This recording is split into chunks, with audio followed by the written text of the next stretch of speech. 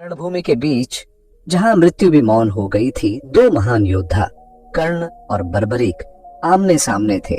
एक जिसने सब कुछ त्याग दिया और दूसरा जो सब कुछ देख चुका था। उनके अंतिम शब्द, वो रहस्य जो आज तक किसी ने नहीं सुना। कर्ण बोलते हैं, तुम कौन हो? बर्बरीक कहते हैं, मैं वह हूं जिसने संपूर्ण युद्ध देखा पर युद्ध का भागी न बन सका। मैं बर्बरीक हूं, भीम का पौत्र और घटोत्कच का पुत्र। कर्ण की सांसें गहरी हो रही थीं।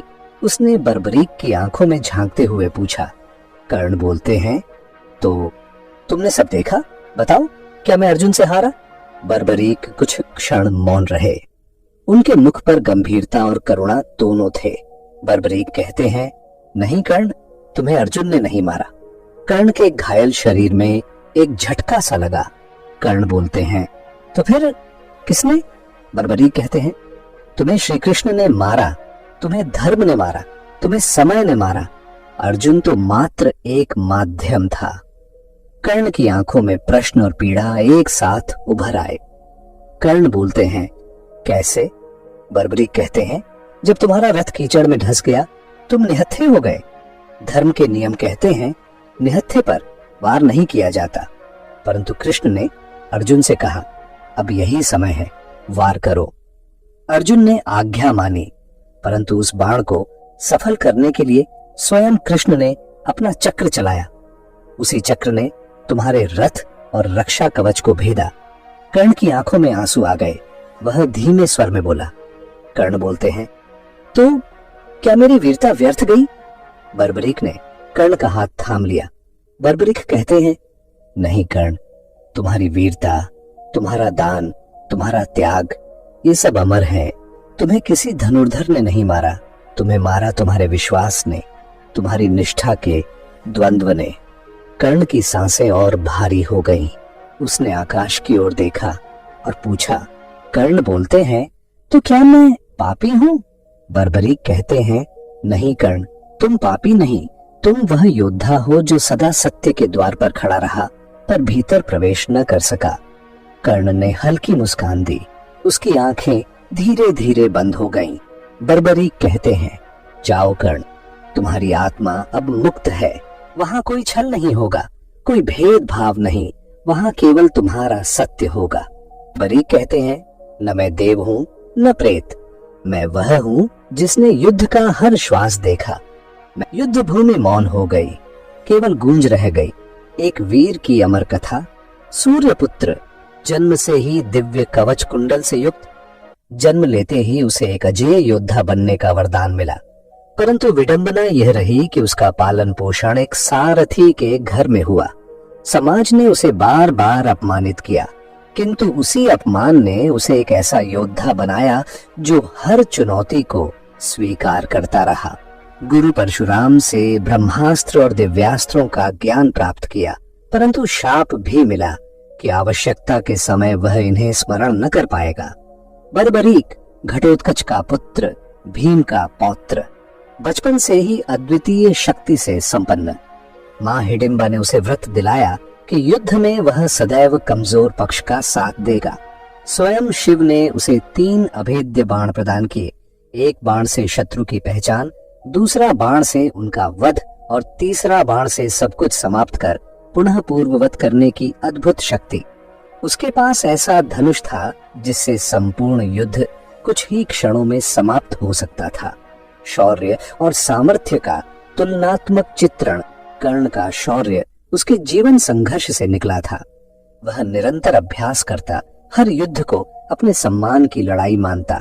उसके पास असंख्य दिव्यास्त्र थे, परंतु वे सीमित प्रयोग योग्य थे।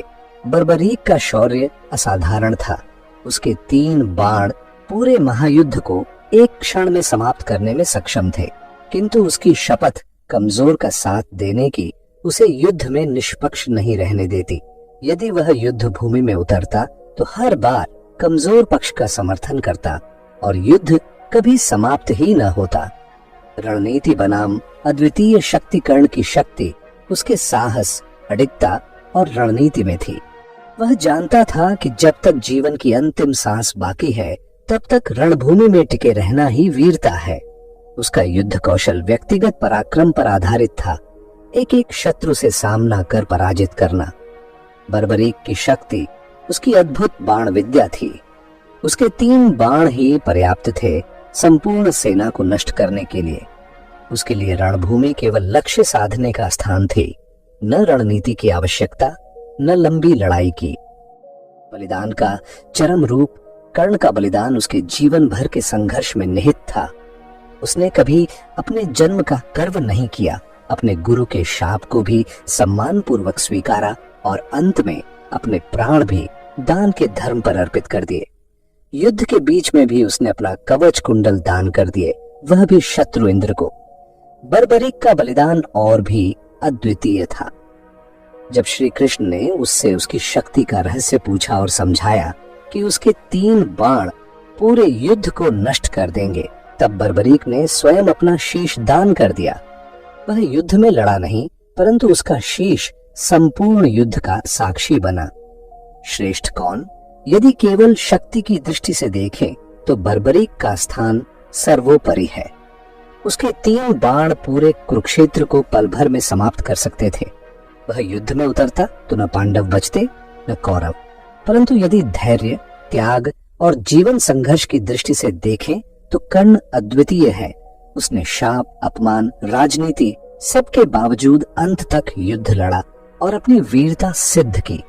वह न हार मानता न पीछे हटता। सत्य और निष्कर्ष कुरुक्षेत्र के बाद जब श्री कृष्ण से पूछा गया कि युद्ध का सर्वश्रेष्ठ योद्धा कौन था, तो उन्होंने उत्तर दिया, यदि बर्बरीक युद्ध में उतरता तो उसकी शक्ति के आगे सब तुच्छ हो जाते, परंतु कर्ण की वीरता, उसकी निरंतरता और उसके संघर्ष में थी।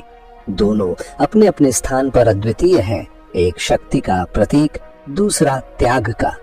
आइए चलें उस रात में जब तारों भरे आसमान के नीचे एक पिता के शब्दों ने बच्चों के जीवन की दिशा बदल दी। यह कहानी बताएगी कि सच्ची वीरता तलवार या धनुष में नहीं, बल्कि त्याग और निस्वार्थ भाव में छुपी होती है। उस दिन गांव में बिजली नहीं थी, चारों ओर सन्नाटा और आसमान में तारे चमक रहे थे। राघव अपने बच्चों को आंगन में चारपाई पर बैठाकर बोला, बच्चों, आज मैं तुम्हें 2 ऐसे वीरों की कथा सुनाऊंगा जिनसे तुम सीख सकते हो कि जीवन में सच्चाई और त्याग क्या होता है। ये कथा है कर्ण और बर्बरीक की।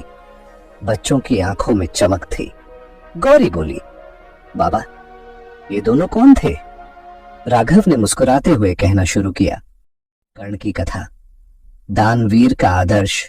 कर्ण महाभारत का वो योद्धा था जिसे सूर्यपुत्र कहा जाता है।